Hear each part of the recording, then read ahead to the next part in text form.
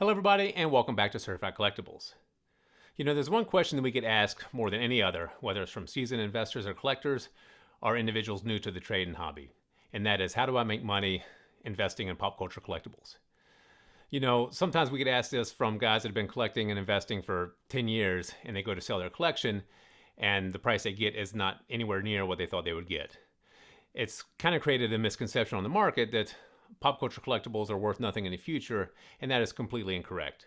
Sure, there's some that are going to be worth more than others, and there's some that are very heavily mass-produced and very collected, so it may take a much longer time to realize any gain in those, and the gain might not be really worth holding on to for the long term. So today, what we're going to do is take a look at 5 rules that we think the collector and investor should focus on if they're actually looking to invest in pop culture collectibles. If you're just looking to collect them for your own personal enjoyment, then that's a completely different thing. But if you're actually looking for long-term profitability and assets that could be held as investments in your alternate asset portfolio, then these are 5 rules that you definitely should follow. The first rule, and probably the most important of the 5 rules, is money is made on the buy side, not the sell. This is a common misconception with investors. They believe that money is made at the end of the transaction when they sell their item. But that can't be further from the truth. It's made at the beginning when you actually buy your item. So entry point is everything. If you pay too much at the beginning, it's going to be very difficult to sell that for a profit later on. So you got to pay attention to how much you're paying from the start if you look to invest long term. That brings us to our second point, and that is know the fair market value of the item that you're purchasing. Don't get caught up in the hype or the buzz in the market. Know what that item should be selling for and know what you should be paying. A lot of people get caught up in the hype, overpay for something, hold it for 5-10 years, go to sell it, and it's worth less than they originally paid for it because they paid too much. They didn't know the true value going into it.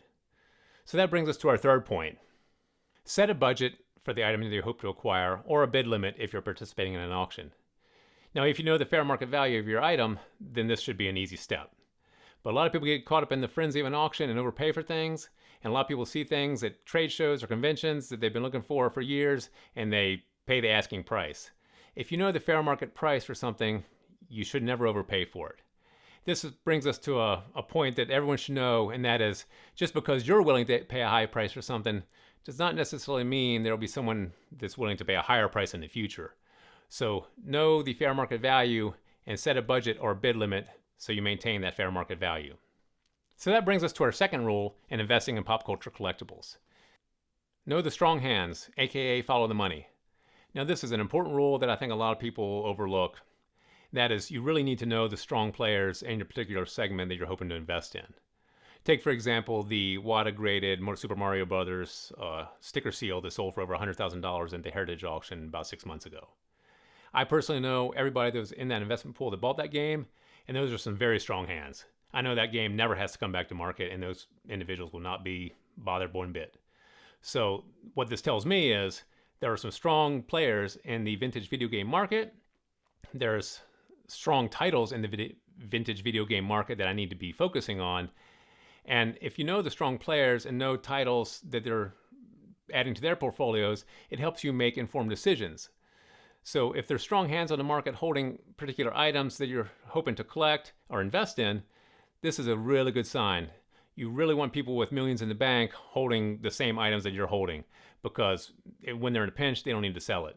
If you got somebody buying, let's say, a Pokemon booster box on their credit card for $8,000, if they get into a bind, they're going to have to sell that to pay off their credit card debt. If you got strong hands holding it, they can hold it through market turbulence, let it reappreciate to its value, and then sell it. You really need to know the strong hands in your market. So that brings us to rule number 3. Anticipate the future market demand for your item. Now, if you're anticipating selling your item in the future for a profit, you need to be able to anticipate future market demand. Now, if you're just collecting it for your own benefit, something you want to put on the shelf and look at, that's fine. That's collecting. This video is focused on investing, so that means we want to turn a profit later on. So some of the factors that actually help us do that, some of the factors that kind of push future demand, we've actually discussed in a previous video, but we'll go ahead and touch on them again here.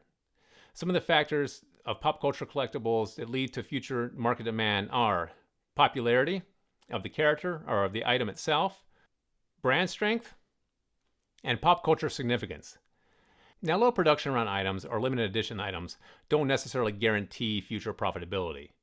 If they're strong characters, popular items now, related to strong brands, strong franchises that are going to keep pushing that particular item, that particular brand, that particular character, then also having a low production run may add increased value going forward. But if it's just a limited edition item or low production run item and that's it, then I would not necessarily say that's a good long-term investment. So let's get on to number 4. Market manipulation can be your friend. Now, a lot of you may take issue with this particular concept, but market manipulation exists across every asset class. Stocks, bonds, gold, silver, commodities, art, real estate. No matter what it is, there is a manipulation in every asset market.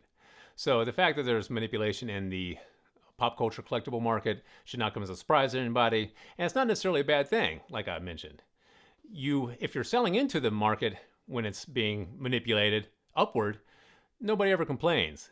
People only seem to complain when it's being manipulated downward and they're holding particular collectibles that they want to sell, but nobody ever complains when it's going the other way.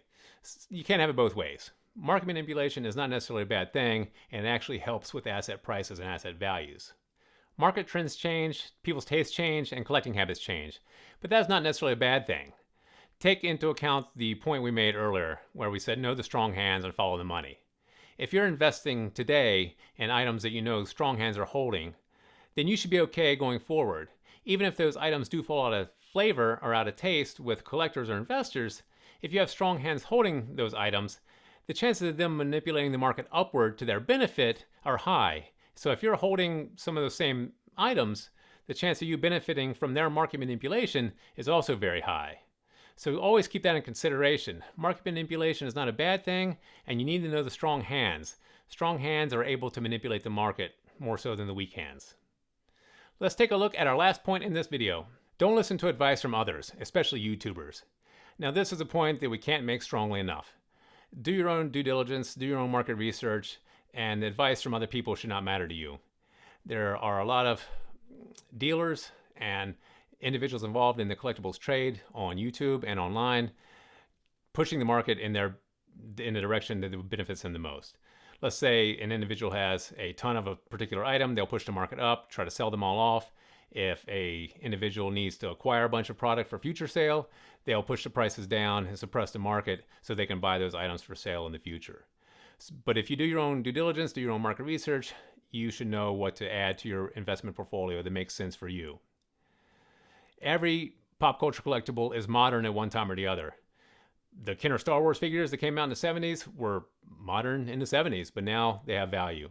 The He-Man Master of the Universe action figures from the 80s, they were popular children's toys then, they were current, they were a modern item at the time, but now 40 years later, they're collectible, they're investment grade items, they do have some value. So don't believe people when they tell you that items produced today will have no value going forward. If that's the case, there would be nothing to invest in, nothing to collect, because everything was modern at one time or the other. Let's run through those 5 rules to make money investing in pop culture collectibles one more time to make sure that we have them down. Rule number 1, money is made on the buy, not the sell. Rule number 2, know the strong hands. Follow the money. Rule number 3, anticipate the future market demand for your item. Rule number 4, market manipulation can be your friend. Rule number 5, don't listen to advice from others. We hope you enjoyed this video and it helps you deciding which pop culture collectibles to add to your long-term investment portfolio.